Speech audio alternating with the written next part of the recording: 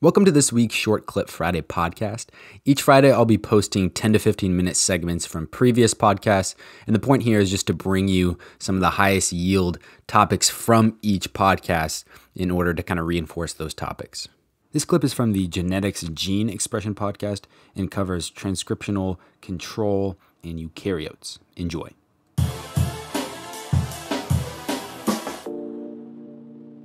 All right, so on to transcriptional control in eukaryotes. And as I was saying, this is like 10 times more complicated than bacterial regulation. I think a little less common on the MCAT from what I can remember, but still important to know. So in eukaryotes, you have transcriptional factors. And so these are proteins that bind to enhancers or silencers in the DNA and affect transcription. And so transcription factors must have a DNA binding domain. Remember, this is a defining feature of transcription factors, DNA binding domain. Take the example of chromatin remodeling. So chromatin remodeling involves the opening and closing of chromatin to allow transcriptional machinery to access the DNA.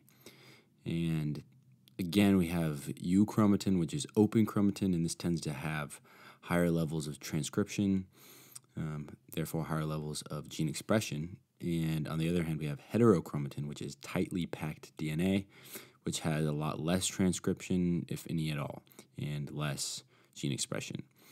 And so things like histone acetyltransferases, histone deacetylases, and histone methyltransferases modify histone proteins in order to either open up the chromatin or close off the chromatin. However, these factors are not transcription factors, and that's because they don't contain a DNA binding motif.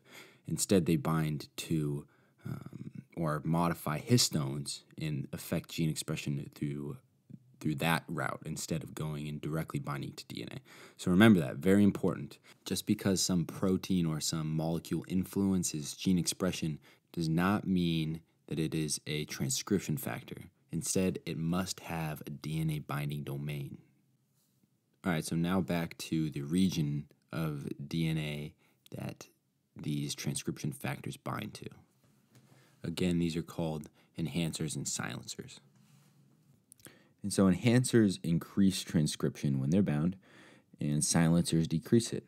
And the main difference In eukaryotes compared to prokaryotes in this facet is that enhancers and silencers can actually be very far away from the promoter, and they can be either upstream or downstream. And the DNA actually forms this kind of loop. It forms this big loop back on itself, and so that the transcription factors can be bound to enhancers and their silencers, and this bend causes them to actually be in contact with the promoter.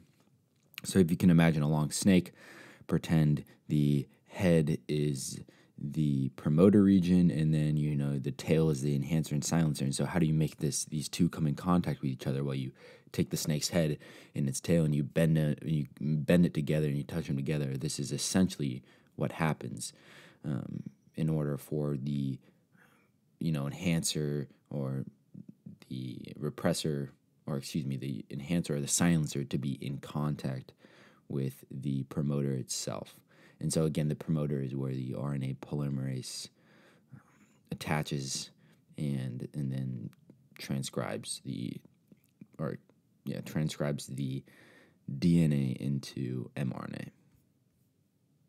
And in this bend, you're going to have transcriptional factors that bring these two regions of the DNA together, and then you're also going to have mediator proteins that perform this function as well, that don't directly bind to DNA, but bind one transcription factor to another and hold this bend together.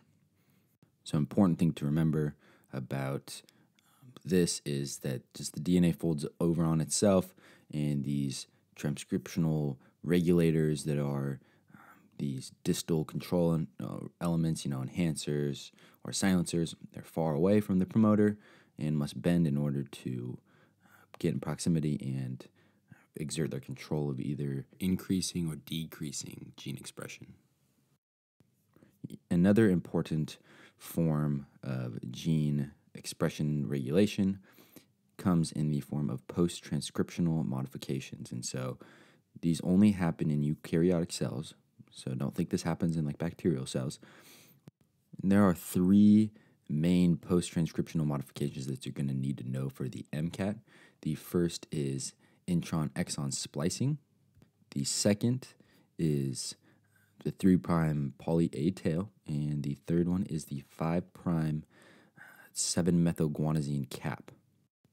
So introns are part of the mRNA transcript that are removed, and exons are part of the mRNA transcript that stay in the mature transcript. And so it's kind of backwards. It's kind of hard to think about introns you would think would be in the transcript, but they're actually out. So just think about it backwards. So introns are removed, exons stay in.